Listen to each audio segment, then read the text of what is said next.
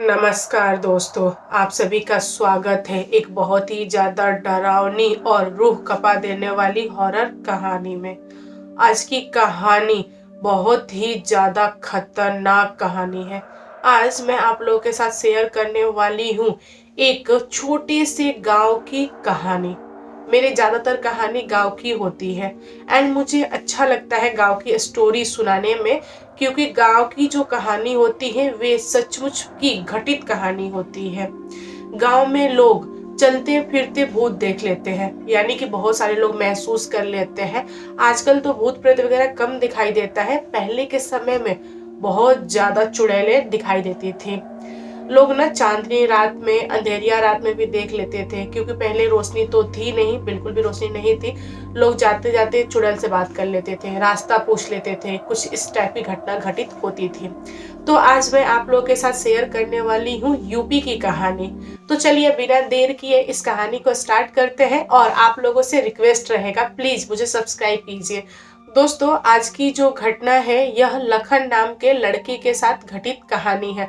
लखन 5 भाई था, और लखन की जो माँ थी वो बहुत ही ज्यादा क्रूर वाली माँ थी। मतलब वह किसी की भी नहीं सुनती थी, बहुत ज्यादा झगड़ालू थी। लेकिन लखन का जो स्वभाव था वो एकदम धीरा धारा शांत था। लखन अपने पापा पे गया था। लखन के पापा की एक भी नहीं चलती थी, गांव में, घर में, कहीं भी नहीं। वह चुपचाप ही रहते थे। लखन की माँ जो थी वह जो भी बोलती थी कि बच्चा तुमको ये करना है, तुमको वो करना है, वही होता था, यानी घर की वो मालकिन थी। लखन की माँ ने अपने चारों बेटे की शादी धूमधाम से की।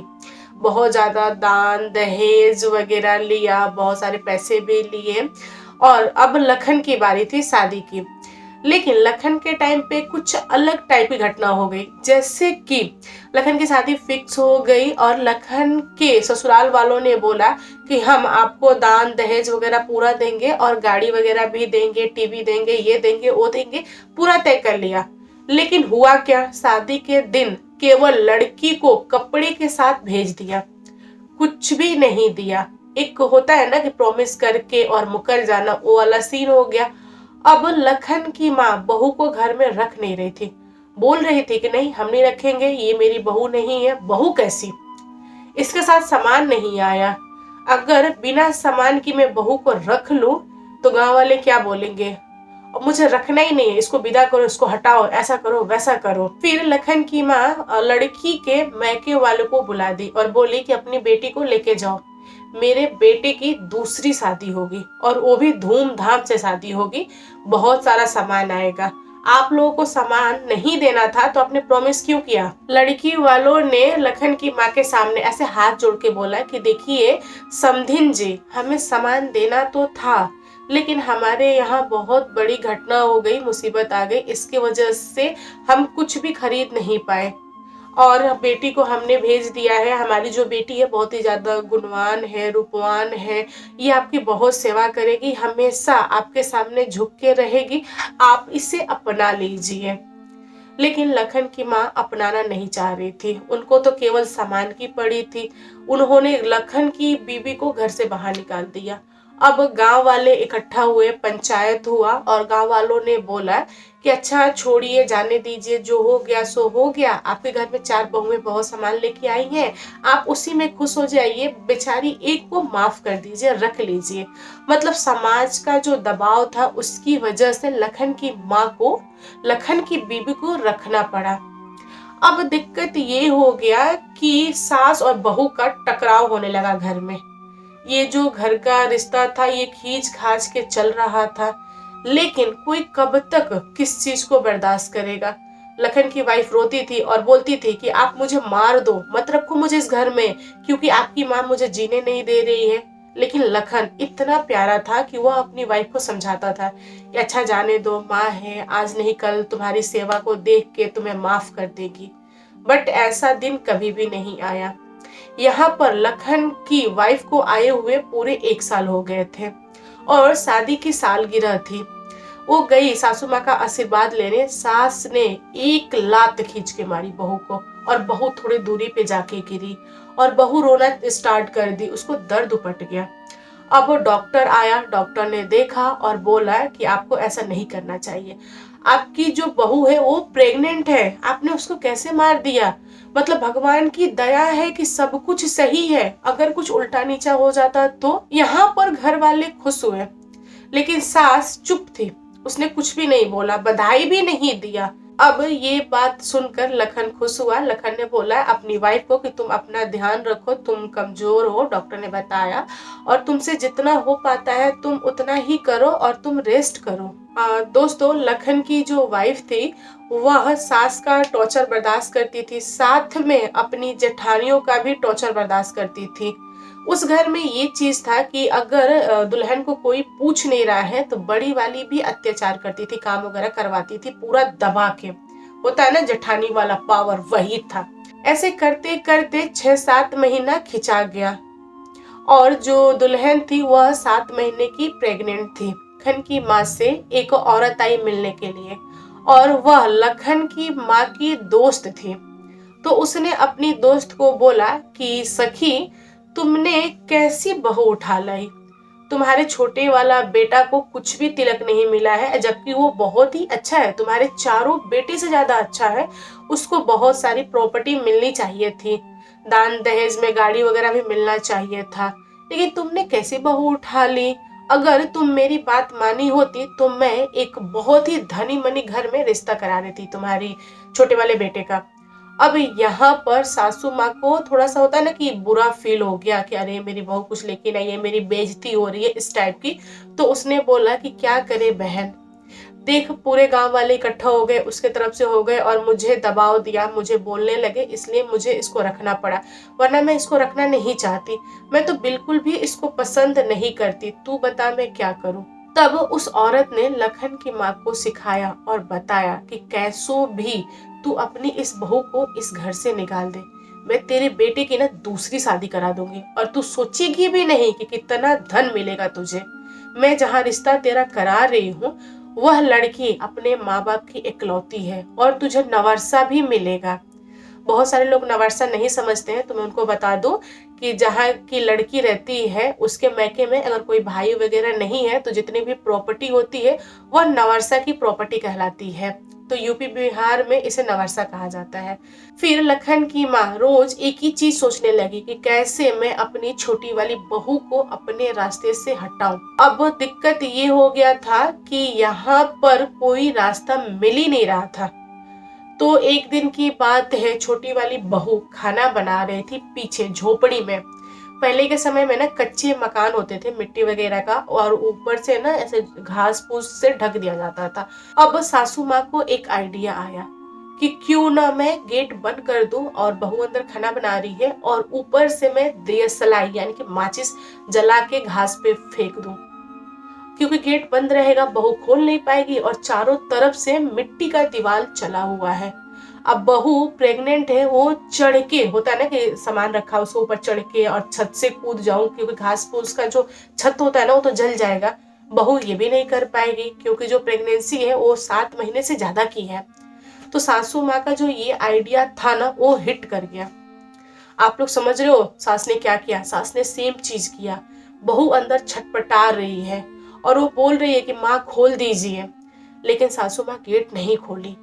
बहू सब देख रही है, गेट से जो होता है ना छेद, वहां से सब देख रही है, ऐसे हाथ जोड़ रही है, माँ मुझे छोड़ दो, मुझे निकाल दो, मैं अपने घर चली जाऊंगी, मैं दुनिया में निकल जाऊंगी, अपने बच्चे को अकेले पाल लूंगी, बट मुझे छोड़ दो। यहाँ पर सास तरस नहीं खा रही है, बेचारी अंदर रही झुलसी और दुनिया छोड़ दी।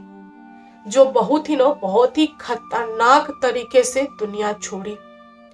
और फिर गांव वाले इकट्ठा हुए तो गांव वालों ने देखा कि अरे ये तो बची नहीं, अब इसका क्या करें।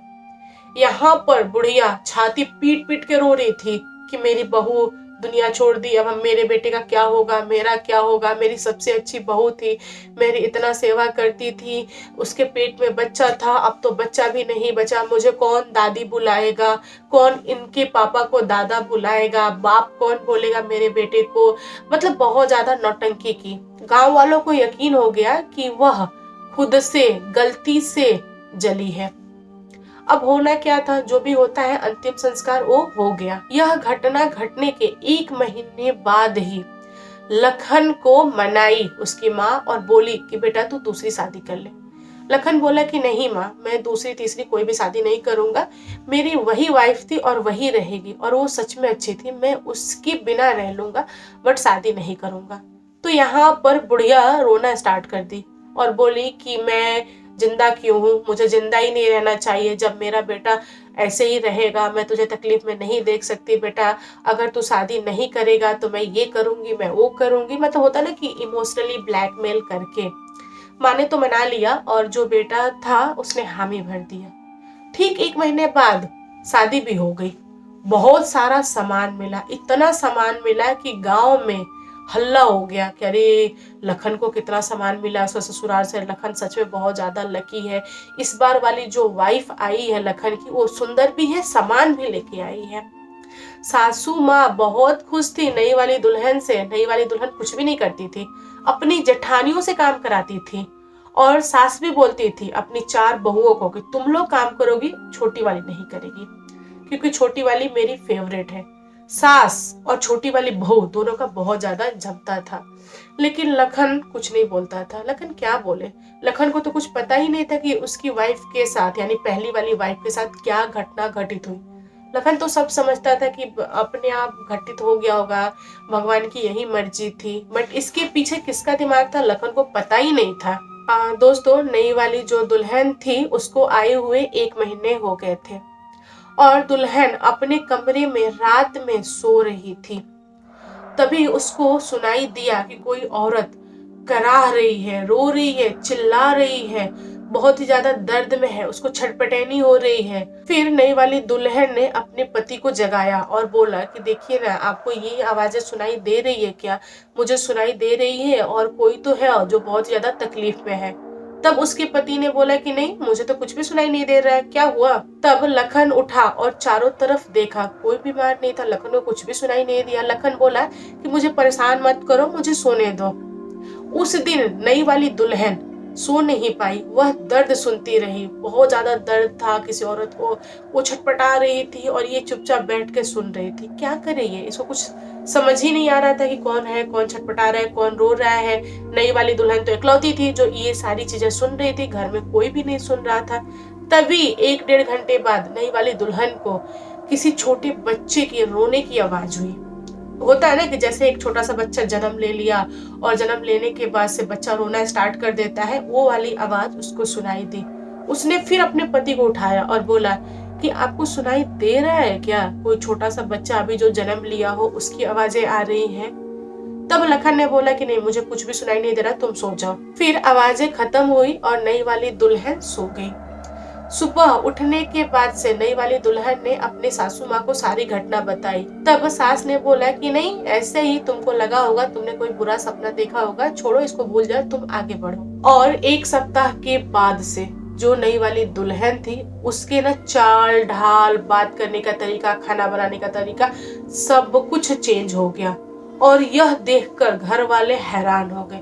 घर वालों को लखन की पहली बीबी याद आ गई, क्योंकि पहले वाली जो बीबी थी वो सब कुछ अच्छा करती थी, सेम वैसा ही होने लगा था घर में। अब लोग डरने लगे थे दूसरी वाली बीबी से। लोग बोलने लगे थे कि अरे तुमने इसको कैसे बना लिया, तुम ये कैसे कर ली, तुम वो कैसे कर ली। और जो दूसरी वाली बीबी थी उसको तो कुछ पता ही नहीं होता था, वो बोलती थी नहीं, ये तो मैंने नहीं बनाया, ये तो मेरे हाथ का टेस्ट है ही नहीं है। घर में ना डर का माहौल हो गया था। फिर अगले दिन लखन की माँ को यह न्यूज मिला कि उनकी बेस्ट फ्रेंड हार्ट अटैक से दुनिया छोड़ दी। लखन की माँ ने अपने दोस्त जो बेस्ट फ्रेंड थी ना, उनके बच्चों से पूछा कि बेटा तुम्हारी माँ को ऐसा क्या हुआ कि अचानक से हार्ट अटैक आया और दुनिया छोड़ दी, तुम लोगों ने कुछ बोला क्या? मतलब ऐसा क्या सिचुएशन आया? तब उनके बच्चों ने बोला कि नहीं आंटी, मैंने तो कुछ भी नहीं बोला। माँ 2-4 दिनों से ना पागलों वाली हरकतें कर रही थी। वो बोल रही थी कि कोई मेरे पीछे आ रहा है, कोई है जो मुझे मार रहा है, मुझे परेशान कर रहा है, मेरे छाती पे बैठ गया है, ऐसा लग रहा है जैसे कि वो मेरा गला दबा देगा, मुझे ना बहुत ज़्यादा परेशान कर रहा है, ऐसे बोलती थी। और आज रात में सोई तो सोए ही रह गई और हमें पता नहीं चला। डॉक्टर से दिखाया तो डॉक्टर ने बोला कि हार्ट अटैक आया था और ये दुनिया छोड़ दी। दोस्तों, लखन की जो दूसरी वाली वाइफ थी उसको डर लगना स्टार्ट हो गया। वह बहुत डरने लगी थी। वो घर में अकेले नहीं रहती थी। वो बोलती थी कि कोई मुझे चाटा मार रहा है, कोई मुझे मेरे पति के पास जाने नहीं दे रहा है। जब मैं उनके लिए कुछ अच्छा करती हूँ मुझे कोई मारने लगता है, मेरा बाल नोचने लगता है और मुझे कमरे में बंद कर दे रहा है। ये सारी चीजें हो रही है। और वही लखन की दूसरी बीबी किसी और के साथ रहे, मतलब अपनी जेठानी के साथ रहे, अपने सासू माँ के साथ रहे, तब कुछ भी नहीं होता था। बस अपने पति के पास जाती थी ना तो उसके साथ घटना घटित होती थी। कोई उसको ना ऐसे खरोच लेता था, पूरा दाग वाग कर देता था, मतलब उसको ना टॉर्चर करना स्टार्ट कर दिया था। और टॉर्चर कौन कर रहा है उसको पता नहीं था। तो वह तंग आकर सामान पैक की और बोली कि मुझे नहीं रहना है इसके साथ, मैं जा रही हूँ अपने घर। सास ने बहुत बोला कि बहू रुक जाओ, लेकिन बहू रुकने का नाम नहीं ली। उसने टैक्सी बुलाई और वो निकल ली अपने घर और घर जाके अपने पापा को सब कुछ बताई। तो उसके पापा ने बोला कि कोई बात नहीं बेटा, तू यहीं रह। तो लखन की माँ बोली कि बेटा जाने दे, वो गई कोई बात नहीं, उसका तो सारा का सारा सामान अपने घर पे है ही, हम तेरी तीसरी शादी कराएंगे। अब लखन गुस्से में अपनी माँ को बोला कि माँ तू अपना मुंह बंद रखा कर, तेरी वजह से यह नौबत आई है। मैं इतना अच्छा अकेला था और तुमने मेरी दूसरी शादी करके मेरी जिंदगी बर्बाद कर दी। अब तू तीसरी कराएगी? माँ तू सुधर जा, तू दूर रह मुझसे, ये सब मत कर मेरे लिए, वरना मैं कुछ कर लूंगा। यह बोल के लखन अपने कमरे में चला गया और अपना गेट बंद कर लिया। लखन चुपचाप खाता पीता और अपने कमरे में ही रहता। एकदम लखन की मस्त कट रही थी। लखन भूल गया था दूसरी वाइफ के बारे में। ऐसे करके ना 1-1.5 महीना बीता। अब 1-1.5 महीने के बाद से जो लखन की माँ थी उसको कुछ कुछ दिखाई देना स्टार्ट हो गया। वह भी डरने लगी। उसको समझता नहीं था कि ये सब मुझे क्यों दिखाई दे रहा है। सेम वैसी घटना घटने लगी जैसे उसकी बेस्ट फ्रेंड के साथ घटना घटित हुई थी। यहाँ पर एक लड़की दौड़ाने लगी लखन की माँ को। लखन की माँ भाग रही है, कांप रही है, पसीने पसीने हो गई है और अपने सारे बेटियों का जो होता है ना दरवाजा ऐसे बजा बजा के बोल रही है कि बेटा खोल, देख कोई है जो मुझे परेशान कर रहा है, बेटा एक परछाई है जो मेरे पीछे पड़ गई है। और वह बार बार परछाई बोल रही है कि मैं तुम्हें नहीं छोड़ूंगी, मैं तुम्हें नहीं छोड़ूंगी, तुमने ही मुझे मारा है, तुमने ही मुझे मारा है। बस एक ही चीज रट रही है बार बार, बेटा मुझे बचा लो। लड़के लोगों ने गेट तो खोला बट कोई दिखाई नहीं दिया। फिर लखन की माँ लखन के कमरे में चली गई सोने के लिए। लखन की माँ को लेटे लेटे महसूस हो रहा था कि कोई है जो उसके पीछे आ रहा है और कोई है जो उड़ के उसके फेस पे आ गया। यह वहां भी चिल्लाना स्टार्ट कर दी। लखन की माँ एकदम पागल हो गई थी। लखन ने उठा और अपनी माँ को बोला कि माँ तुम सो, मैं तुम्हारे सामने बैठ रहा हूँ, मैं देख रहा हूँ कौन आता है तुम्हारे पास। लखन रात भर बैठा और उसकी माँ सोई, कोई भी नहीं आया, कुछ भी नहीं हुआ। अगले दिन सब कुछ नॉर्मल रहा, बट रात जैसे ही हुई कि लखन की माँ चिल्लाने लगी। लखन की माँ सचमुच में पागल हो गई थी। अपने आप अपने शरीर को नोचने लगी, पूरे बाल उसने बिखेर लिए थे और घर वालों ने बहुत सारे डॉक्टर को दिखाया बट डॉक्टर के पास कोई इलाज ही नहीं था। कुछ दिनों के बाद से लखन की माँ हार्ट अटैक से दुनिया छोड़ दी। अब समस्या ये हो गई घर में कि लखन की माँ चली गई, अब लखन का क्या हो। लखन को तो कोई पूछ नहीं रहा था, उसके भाइयों भौजाइयों किसी ने नहीं पूछा। लखन और लखन का बाप एक छोटे से कुटिया में रहने लगे क्योंकि सास के हट जाने से उनका जो घर था ना वो एकदम बिखर गया। सब अपने आप अलग अलग रहने लगे। अब यहाँ पे लखन अपने पापा को बनाता, खिलाता, पिलाता, उनके साथ रहता।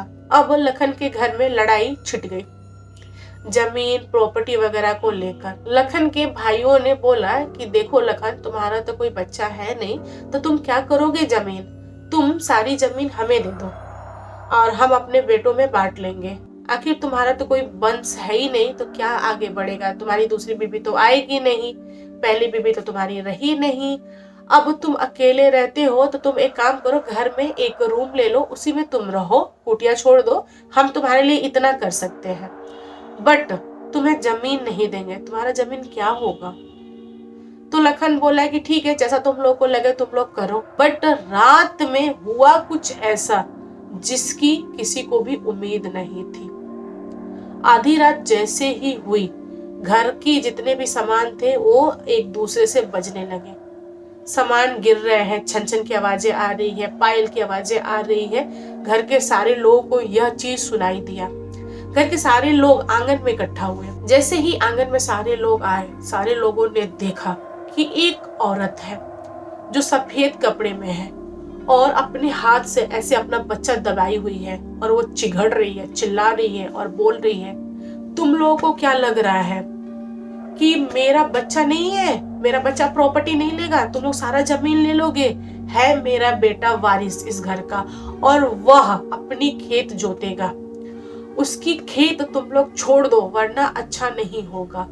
अब घर वालों को समझ आ गया कि वह औरत कौन है। वह औरत कोई नॉर्मल औरत नहीं थी, वह एक चुड़ैल थी, जो कि पहली वाइफ थी लखन की। यहाँ पे लखन अपनी वाइफ को देखा तो रोने लगा और बोला कि तुम क्या कर रही हो, माफ कर दो, जाने दो। तब उस वाइफ ने, लखन की वाइफ ने अपने बेटे को ऐसे दिखाया कि देखो यह तुम्हारा बेटा है, जो कि इस दुनिया में तो नहीं है, यह मेरे साथ ही दम तोड़ दिया।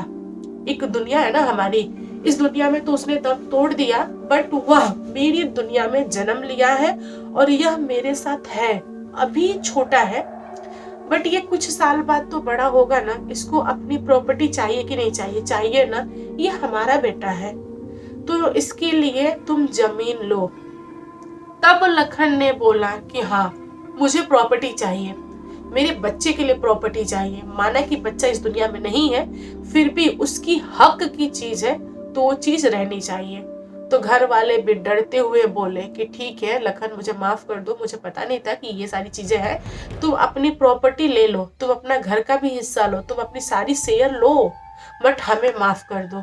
तब उस आत्मा ने सबको चेता दिया कि देखो, मैं किसी को कुछ भी परेशान नहीं करूंगी, अगर तुम लोग अपने लिमिट में रहे। अगर किसी ने मेरे पति को, मेरे ससुर को तंग किया या फिर मेरे जमीन पे कब्जा किया, तब मैं तुम लोग का वो हाल करूंगी जो तुम लोग कभी सोच भी नहीं सकते, जैसे कि मैंने सासू माँ का हाल किया। तब लखन ने पूछा, क्या तुमने मेरी माँ के साथ ऐसा किया? तो उसने बोला कि हाँ, मैंने ही किया, क्योंकि उन्होंने मेरे साथ बहुत बुरा किया। अगर उन्होंने ये काम नहीं किया होता तो मैं आज उनको नहीं मारती। मैंने ही सासू माँ और उनके बेस्ट फ्रेंड को मारा है। और उस आत्मा ने सब कुछ बताया लखन को कि देखो लखन, तुम्हारा जो बच्चा था वो 7 महीना प्लस का था, मैं तो दुनिया छोड़ दी, वो मेरे पेट में ही था, और उसकी नॉर्मल डिलीवरी उस दिन हुई थी जिस दिन तुम्हारी दूसरी बीबी को सुनाई दे रही थी आवाजें, मेरे दर्द, मेरे बच्चे रोने की, उस दिन तुम्हारे बच्चे ने जन्म लिया था। और तुम्हारा बच्चा होता ना प्रेत लोक में, वहां पर है, और जब वो बड़ा होगा फिर मैं उसको बताऊंगी कि तुम्हारा ही बच्चा है। दोस्तों, तब जाके लखन को यकीन हुआ कि मतलब ये सारी चीजें सच में उसकी माँ का किया धरा है, उसकी माँ ने ये सारे रायता फैलाए थे। लखन क्या करता? लखन ने तो अपनी वाइफ भी खोया, बच्चा भी खोया, माँ भी खोया, दूसरी वाली वाइफ को भी खोया। लखन एकदम से शांत हो गया। दोस्तों, यह बात धीरे धीरे पूरे गांव में फैल गई और गांव के बुजुर्ग लोगों ने बोला कि देखो लखन, जो होना था वो तो हो गया, और तुम अपनी दूसरी वाइफ को घर पे बुला लो, उसके साथ रहो, उस बेचारी की क्या गलती है, वो क्यों सजा भुगते, तुम अपना घर परिवार बसाओ, तुम आगे बढ़ो।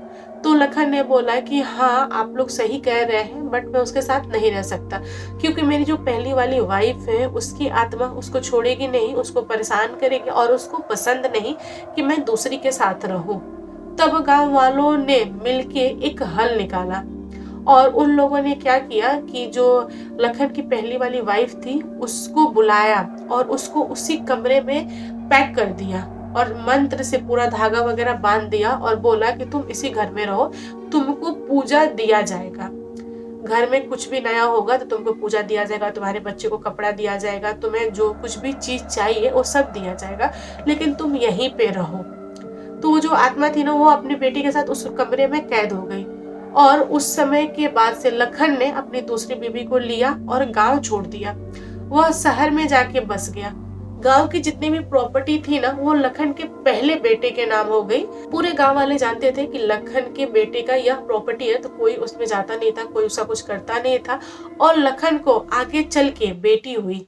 लखन की जो फैमिली थी ना, वो हंसते खेलते फैमिली बस तो गई, बट ये बात लखन कभी भूल नहीं पाया। और ये सचमुच में घटित कहानी है। मुझे भी ये कहानी किसी ने शेयर किया है, एक्चुअली मैं उसका नाम तो नहीं बता सकती, बट आप लोग मुझे ये बताइएगा कि आप लोगों को कैसी लगी आज की कहानी। कहानी पसंद आए तो लाइक एंड शेयर कीजिएगा, और मेरे चैनल पे न्यू न्यू आए हो तो चैनल को सब्सक्राइब करना। Thank you, bye bye.